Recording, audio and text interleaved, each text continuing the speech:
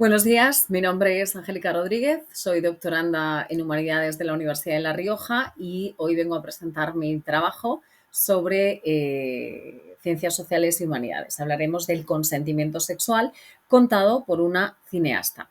Vamos a analizar la película de Un amor de Isabel Coixet de 2023. Bueno, esta ponencia tiene como propósito mostrar la importancia de la presencia de cineastas para contar problemáticas que viven principalmente las mujeres. Para ello vamos a analizar algunos fragmentos de la película, ver cómo se proyecta o cómo se cuestiona el concepto de consentimiento sexual que, bueno, tanto debate ha generado. Y, bueno, no nos vamos a detener en dicho debate, ni vamos a desmenuzar la legislación ni la problemática, ¿no? Además, por la brevedad de la ponencia, no vamos a ver escenas como tal, sino vamos a ver planos puntuales. Igualmente les invito a verla y a analizar por ustedes mismas. Bueno, en cuanto al estado de la cuestión, tomando una cita de Rosa Cobo Bedia, en su libro La ficción del consentimiento sexual, ya nos dice: el consentimiento sexual es una categoría instrumentalizada por los sistemas patriarcal y neoliberal para objetualizar y mercantilizar los cuerpos de las mujeres. Avanza la cita y dice: sin embargo, el feminismo considera que la voluntad no es suficiente si no va acompañada del deseo y de la igualdad.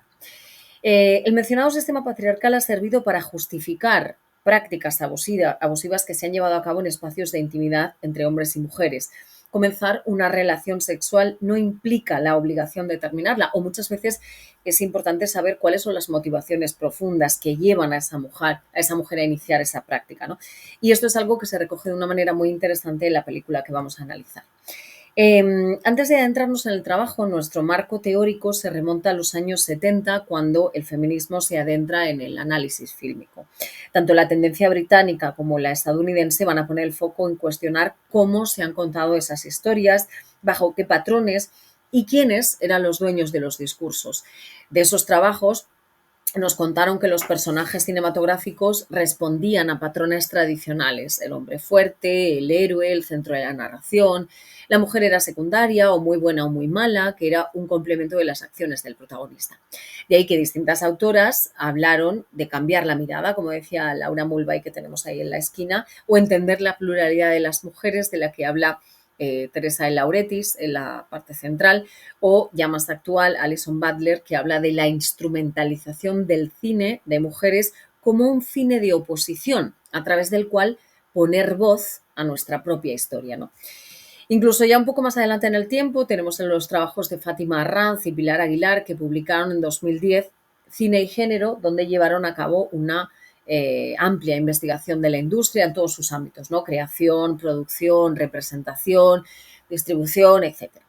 Y en uno de los capítulos, además, van a hacer un análisis de contenido de escenas, categorizando tipos de relaciones. Y en base a estos trabajos, especialmente los últimos, pues nosotras hemos desarrollado nuestra tesis y hemos determinado 21 categorías de análisis, que son las que tienen delante, de las cuales vamos a utilizar 4 para el análisis de la película.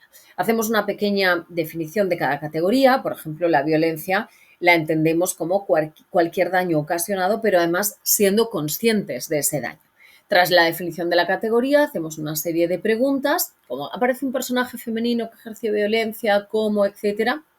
Y a partir de ahí, eso nos va ayudando a desmenuzar la película. Otras categorías, como hemos dicho, la relación hombre-mujer, cualquier tipo de interacción.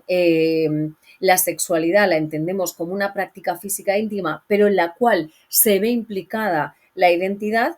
Y el poder y la jerarquía, entendemos el poder como la capacidad o los instrumentos que permiten las interacciones sociales, y el lugar que le da a la comunidad; y la jerarquía, el posicionamiento del individuo en el grupo, ¿no? Y a partir de ahí, pues también nos hacemos una serie de preguntas.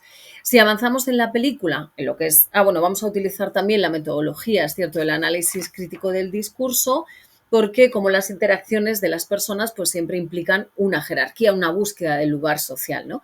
Y que en muchos casos se basan en esos patrones machistas de los que hablamos. Bueno, nos adentramos en el análisis de la película como tal.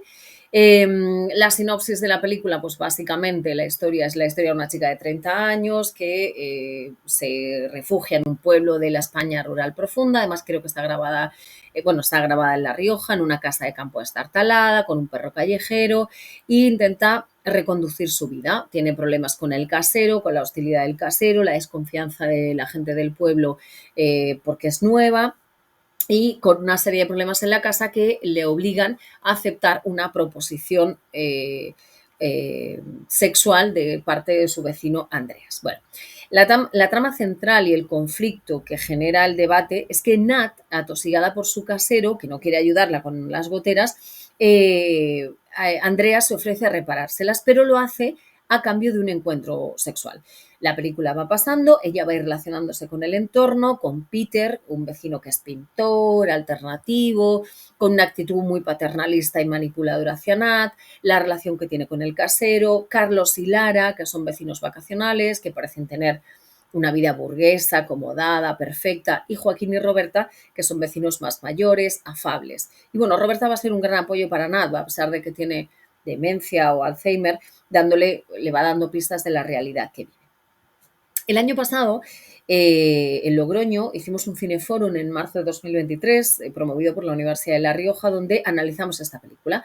Cuando preguntamos qué le parecía la decisión de Nat, tanto de aceptar la proposición como incluso de continuar después con una relación, después de aquel primer encuentro, Nat vuelve a buscar otra vez a Andreas, después de la extorsión, y nos encontramos con una variedad de respuestas.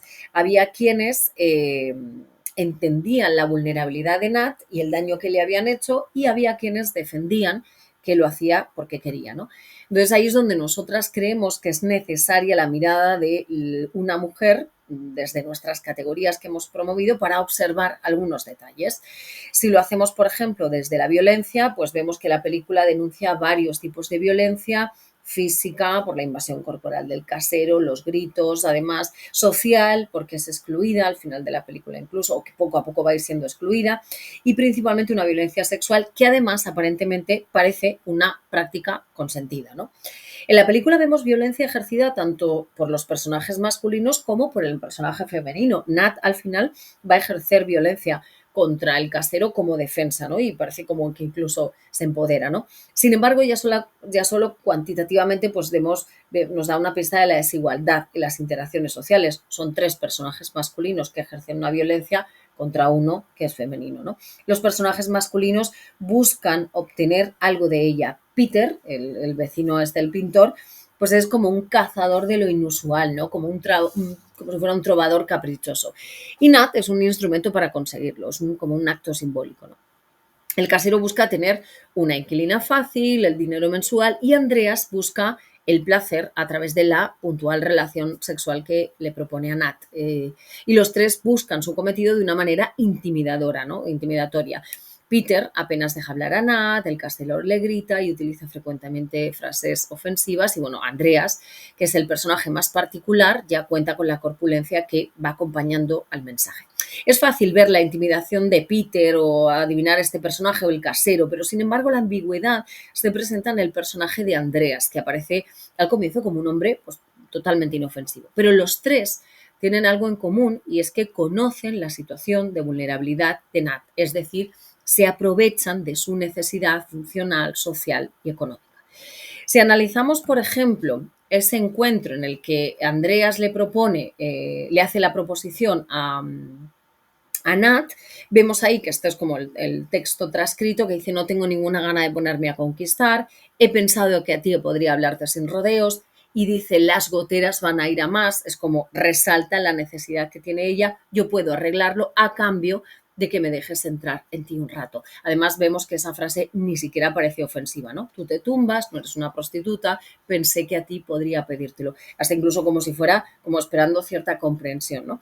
Vemos la escena en un plano contra plano como si fueran 2 mundos totalmente opuestos e incluso enfrentados, ¿no? Entonces encontramos la violencia en esta escena en lo que no se ve y damos por hecho, es decir, el simple hecho de la propuesta. Toma a su vecina como un objeto de intercambio. En la escena previa le había llevado fruta o verdura y a cambio obtiene dinero, y esto es como si fuera una transacción igual. Y esto nos permite analizar a la vez, nos da pie como analizar la relación hombre y mujer, la jerarquía y poder además, porque las tres categorías están interconectadas. Todas las relaciones hombre-mujer que tiene Nat aparecen como vínculos funcionales, es decir, todos los hombres buscan obtener algo de ella. Eso mismo es lo que le lleva a ocupar siempre posiciones inferiores en la jerarquía social.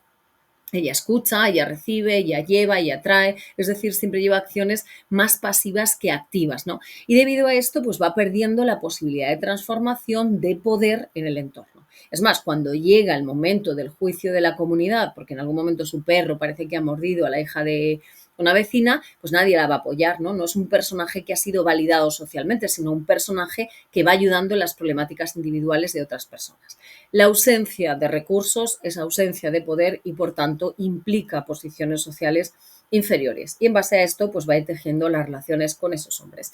En contraposición está su vínculo con Roberta, que es más particular, como decíamos, que es la única mujer, y la vulnerabilidad de ambas, la enfermedad o la falta de recursos, es lo que les va a unir.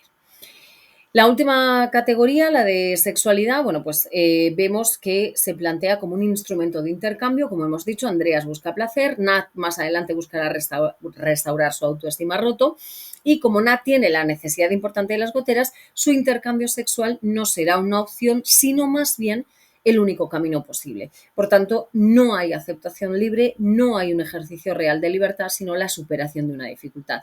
Si tomamos un fragmento de la autora de Isabel Coixet en la columna que tiene en El País, ella dice, es como dejar que ocurra, como si nuestra voluntad quedara suspendida en algún lugar entre el deseo y el rechazo. Y por tanto, en la escena de la película donde Nat termina aceptando el intercambio, no hay consentimiento, sino que hay precariedad, e Isabel Coixet lo cuenta en tono de denuncia. Y además lo hace en la creación audiovisual, ¿no? Los planos, el sonido de los golpes en la cama, la música de suspense son claros indicativos de lo grotesco que tiene la situación, ¿no? Nat ha accedido a tener sexo, pero su voluntad profunda, como dice ella, queda suspendida en el aire. En la misma escena de la violación vemos a Nat, en esa escena de la derecha, mirándose a sí misma, disociándose de su realidad, de su vida, de ella, y desde ahí Nat además comienza una nueva relación consigo misma en la que cree que no merece afecto. Esto además nos hace reflexionar si esta historia puede ser la de cualquier mujer migrante en situación de vulnerabilidad que muchas veces cae en estas situaciones de prostitución.